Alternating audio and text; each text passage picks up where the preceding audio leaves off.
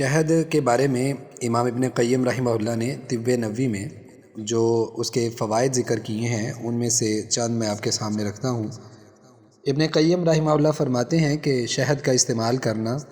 انسان کے لیے بہت سارے فائدے رکھتا ہے۔ یہ غذائیت سے بھرپور ہوتا ہے اور جگر اور سینے کو بالکل صاف کر دیتا ہے اور انسان کی رنگت کو بھی صاف کرتا ہے اور اس کے اندر نکھار پیدا کرتا ہے۔ اور اسی طرح بعض لوگ جن کو بلغمی کھانسی بہت رہتی ہے تو اس کو بھی درست کرتا ہے، یعنی اس کے اثرات کو ختم کرتا ہے۔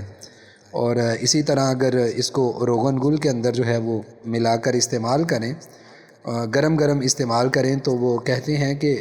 جس جگہ پہ کسی کیڑے نے ڈسا ہو، ڈنک لگا ہو اس کا، تو اس جگہ پہ فائدہ دیتا ہے۔ اور اسی طرح اگر کسی شخص کو کوئی بولا کتا یا جانور کاٹ لیتا ہے تو پانی میں ملا کر اس کو پلایا جائے تو اس کے زہر کو دور کرتا ہے۔ اور ابن قیم رحمہ اللہ فرماتے ہیں کہ یہ انسان کے دانتوں کی سفیدی کے لیے بھی بہتر ہے، یعنی اگر اس کا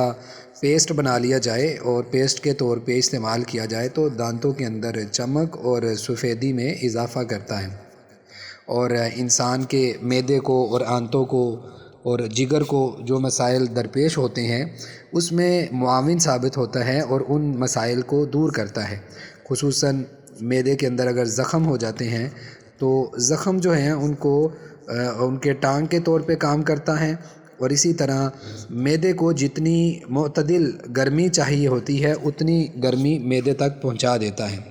اور اگر معدے میں سدے وغیرہ ہوں، جگر میں، گردے میں، مثانوں میں سدے ہوں تو ان کو کھول دیتا ہے۔ اور اسی طرح جو دوائیں ہم استعمال کرتے ہیں ان دواؤں کو محفوظ کرنے کے لیے بھی بہترین چیز ہے۔ اور جو چیزیں ہم کھانے پینے والی استعمال کرتے ہیں ان میں اگر ناپسندیدہ ذائقے والی کچھ چیزیں ہوتی ہیں تو ان کے ذائقے کو بھی بہتر کر دیتا ہے۔ اور اسی طرح کچھ گھر کے معمولات میں سے دیکھیں تو تازہ گوشت اگر کسی نے اس کو محفوظ رکھنا ہو، بعض دفعہ ضرورت پڑتی ہے کہ اس کو کئی دنوں یا مہینوں تک محفوظ رکھنا ہو، تو کہتے ہیں کہ اگر کوئی شخص تازہ گوشت شہد میں بھگو دے تو 3 مہینے تک وہ خراب نہیں ہوتا۔ اور اسی طرح فرماتے ہیں کہ بعض لوگوں کے بالوں میں جوئیں آ جاتی ہیں، تو کہتے ہیں کہ اگر کوئی شخص شہد اصلی ہو، یعنی صحیح جو شہد ہوتا ہے وہ بالوں میں لگایا جائے تو جوؤں کو بھی دور کرتا ہے، اور بالوں کے اندر کبھی کبھی جو روکھا پن آ جاتا ہے تو اس میں نرمی اور ملائمت پیدا کرتا ہے۔ اور اسی طرح آنکھوں کے اندر یہ سرمے کے طور پر بھی استعمال کیا جا سکتا ہے، یعنی اگر آنکھ میں دھندلا پن ہو تو اس وقت اگر آنکھ میں شہد ڈالا جائے تو وہ نافع ہوتا ہے، نفع دینے والا ہوتا ہے۔ اور اگر اس کو نہار منہ یعنی خالی پیٹ تھوڑا سا چاٹ لیا جائے، یعنی یہ شہد، تو بلغم کو بھی ختم کرتا ہے اور معدے کے جو جملہ امراض ہیں ان کو دور کرتا ہے۔ یہ فائدہ دینے والی چیز ہے۔ اسی طرح جن لوگوں کو کانسٹیپیشن رہتی ہے، یعنی قبض کا مسئلہ ہوتا ہے، تو اس کے لیے بھی فرماتے ہیں کہ یہ فائدہ مند ثابت ہوتا ہے۔ اور جو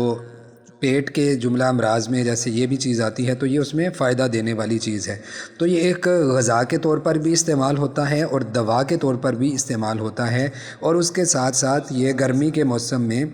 شربت کے طور پر بھی استعمال کیا جاتا ہے، یعنی اس میں معتدل مزاج کا پانی ڈال کے تو اس کو پینے میں شربت کے طور پر بھی استعمال کیا جا سکتا ہے۔ تو یہ ابن قیم رحمہ اللہ نے ذکر کیا۔ اس کے علاوہ اگر ہم حدیث میں دیکھیں تو نبی صلی اللہ علیہ وسلم نے جو صحابی کو کہا کہ یہ شفا ہے، اللہ تعالیٰ نے اس میں رکھی ہے، اور قرآن مجید میں بھی اللہ تعالیٰ فرماتے ہیں فیہ شفاء للناس، اس میں لوگوں کے لیے شفا ہے۔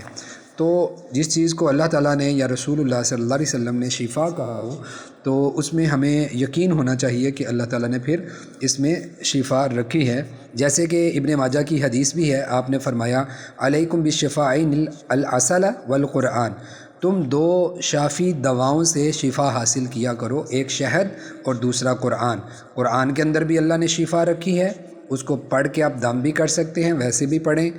اور اسی طرح شہد جو ہے اس کے اندر بھی اللہ تعالیٰ نے شفا رکھی ہے، اس کو بھی آپ پینے میں استعمال کریں تو اللہ تعالیٰ یقیناً شفا دیں گے۔ واللہ اعلم۔